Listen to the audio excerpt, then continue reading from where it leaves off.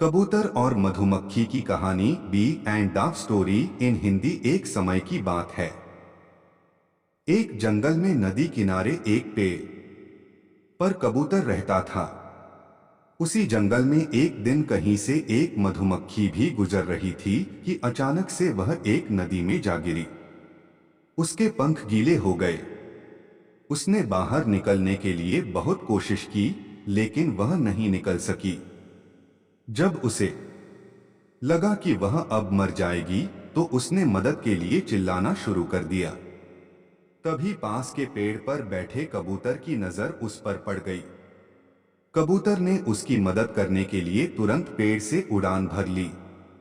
कबूतर ने मधुमक्खी को बचाने के लिए एक तरकीब सोची। कबूतर ने एक पत्ते को अपनी चोंच में पकड़ा और उसे नदी में गिरा दिया। वह पत्ता मिलते ही मधुमक्खी उस पर बैठ गई। थोड़ी ही देर में उसके पंख सूख चुके थे। अब वह उड़ने के लिए तैयार थी।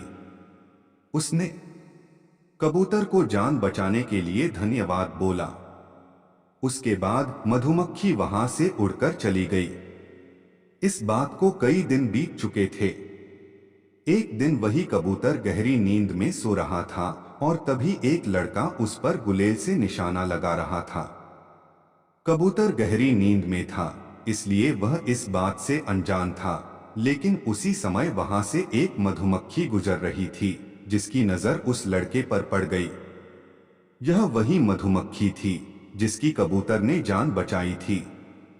मधुमक्खी तुरंत लड़के की ओर उड़ गई और उसने जाकर सीधे लड़के के हाथ पर डंक मार दिया।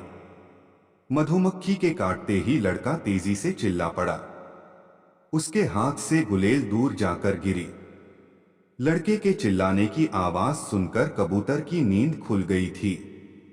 वह मधुमक्खी के कारण सुरक्षित बच गया था।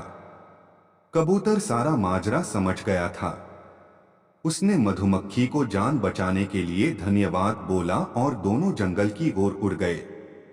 कहानी से सीख। इस कहानी से यह सीख मिलती है कि हमें मुसीबत में फंसे व्यक्ति की मदद जरूर करनी चाहिए।